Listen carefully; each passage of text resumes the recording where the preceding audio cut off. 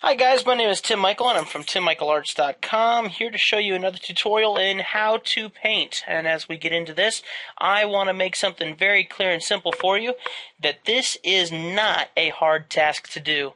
This can be very easy, you don't have to think too hard about it. Doing shading and getting the 3D effect is not as hard as it sounds. And I'm going to show you why, and I'm going to give you one rule of thumb. Rule of thumb is whatever's closer to the camera, whatever's closer to you, is going to be lighter. Whatever's further away from the camera, whatever's further away from you, is going to be darker. That's all that it's going to take. And the only other thing you have to remember is there might be times where something is overlapping that will block shadow, and that's where you need to make it a little bit darker too. But that's it. So let me show you how that works. So I'm going to start off with a preset bunch of colors that I have here, and I'm going to use my airbrush. Now I use a very standard brush tool that comes built into Photoshop CS5 and probably all the other CS Photoshops as well. I'm going to use, if you want to do this, you can go to your brush sizes, hit the little arrow right here, come on down, and select the round brushes with size. And once you do that, then you have all of these, your hard brushes, your soft brushes with feather, and then I'm not sure about these brushes here, but the ones underneath those are my airbrushes. And for this tutorial, I'm going to use the airbrushes. Alright, so to start out, I'm going to select an airbrush. I'm going to make this a little bigger than the program already has built. I have it already pre-sized on my template here. I'm using Wacom Cintiq 12WX. I love it a lot. Works really good. And if you're going to be a digital artist, it works perfect. So I'm going to use my base tone, which is going to be the standard for what sets the highlight and the shadow. And I'm just going to go ahead and very sloppily, sloppily, is that a word? I'm just going to color this in here, okay? And the reason why I do this is because I can go back later and I can erase what I don't want. So I'm not concerned about what goes outside of things. So Mama told you to color in the lines, I'm telling you, you don't have to. Alright, now that we have this done, I'm going to go ahead and grab the shadow, take that shadow there and make the brush size kind of smaller, and I'm going to have the sun coming from this direction up here coming down. So anything that's coming this way, anything that's on this side of the face, this side over here, is going to cast a shadow.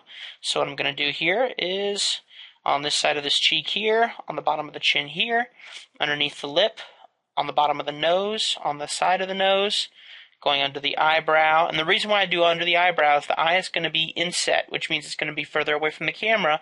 The eyebrow is going to be coming towards the camera, so it needs some shade under there. And I'm going to hit underneath these cheeks here just a little bit. And I'm also actually going to line the bottom of the cheek as well, because if you think about it, this is going to be light on the top, and as it comes to the bottom, the sun isn't going to quite hit this area as strongly, so we want to make sure that has a shadow too.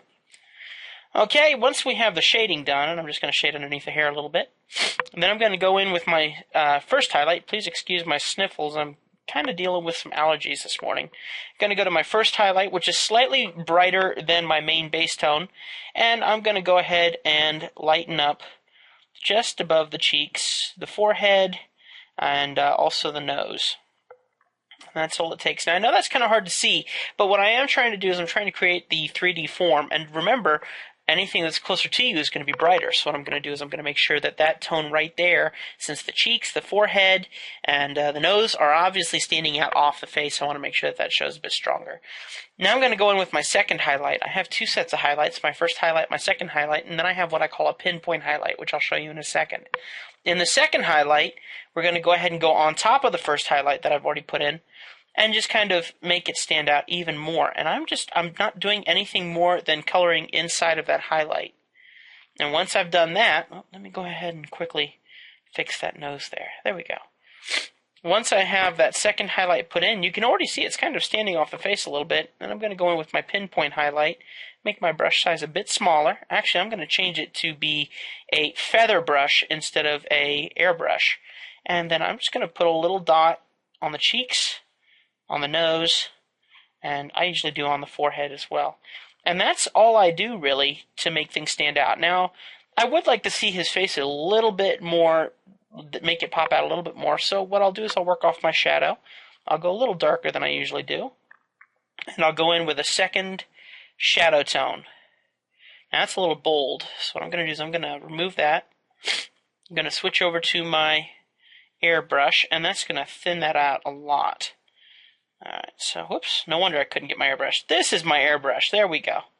That's what I'm looking for. Okay, so now this is just going to go a little bit darker than what you saw before.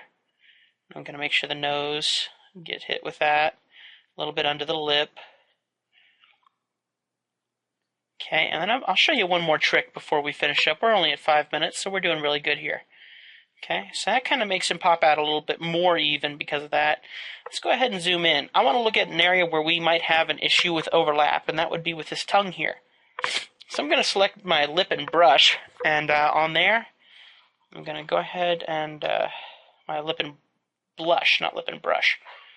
I'm going to go in here and color this in a little bit.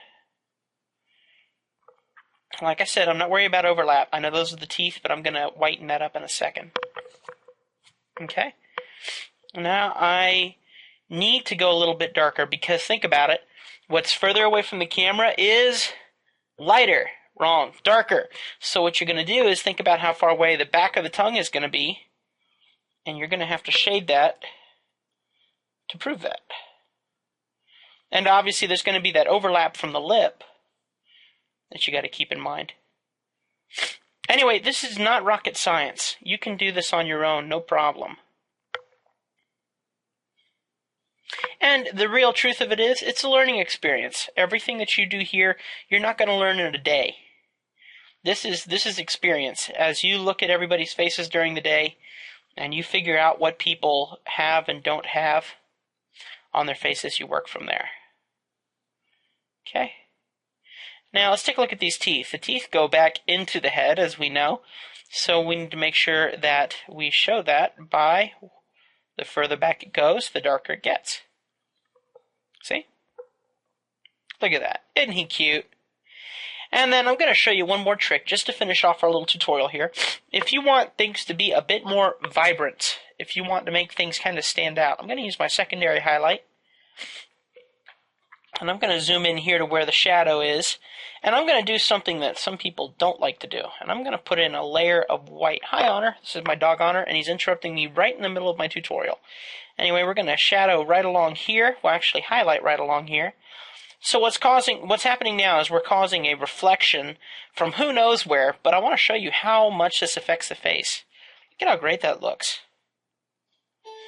Anyway, guys, thank you for watching my tutorial. I know that I didn't color in the eyes or anything. That'll be for another day.